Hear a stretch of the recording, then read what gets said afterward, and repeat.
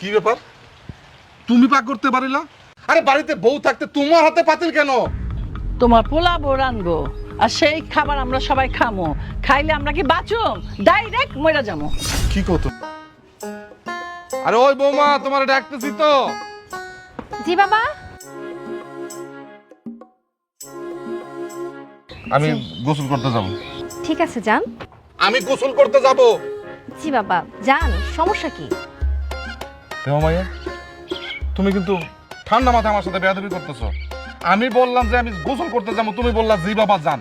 আরে আমি যে গোসলে যাবো, আমি কি তোমার কাছে অনুমতি চাইতেছি? তুমি অনুমতি দিবা আমারে গোসলে যাওয়ার? আচ্ছা তাহলে বলেন না বাবা, কি করতে হবে আমাকে? এই যে এই বাড়ি ঘরের সমস্ত দায়িত্ব আমি তোমার দিছি না, তাইলে আমার লুঙ্গি, গামছা, সাবান কোনটা কোন জায়গায় আছে, আমার কখন লাগবে, যে গোসলে যাবো, এগুলো কে এনে দিব? বাবা এগুলো কোথায় আছে? হাই হাই, এই মাইয়া কই কি? আরে আমি কার হাতে সব দায়িত্ব তুলে দিলাম? মায়া জানেই না কোনটা কোন জায়গা আছে।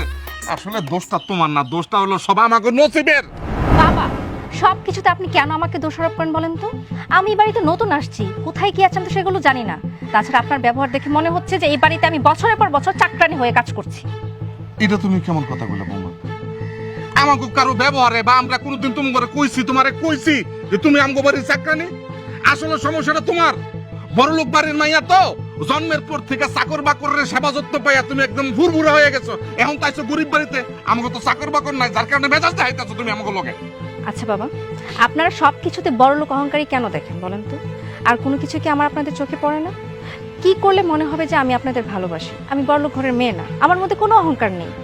তুমি তুমি যদি 7-12 জন্ম নাও, তোমার মনের মধ্যে যে অহংকারটা আছে না, অহংকারটা জীবনও যাইবো না, কোনোদিন যাইবো না। এটারে বলে বড়লোকি অহংকার। ঠিকই বলেছে, আসলে না আমার মন থেকে অহংকার জিনিসটা যাওয়াই উচিত।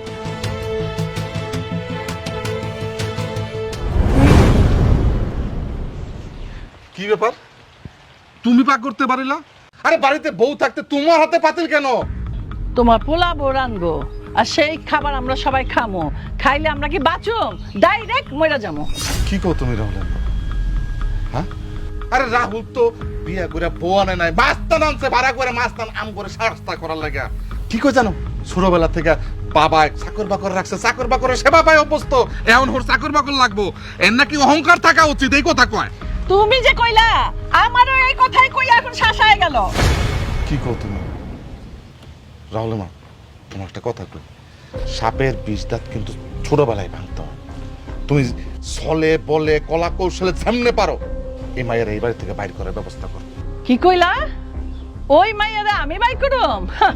তোমার পোলা ওই মাইয়া যদি বায়া যায় আর পিছে পিছে বায়া যায়, ওই মাইয়া যদি ডাইনে যায় পিছে পিছে ডাইনে যায়, ওরে আমরা ভাগামো?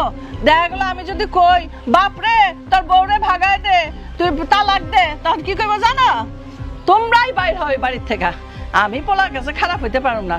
তোমার যদি মন চায় কপ বৃষ্টি পড়তেছে আমি যাই, তোমার এত কথা শোনার আমার সময় নাই। ঠিক আছে, তবে তোমার পোলারে কয়া দিও, বুঝছো?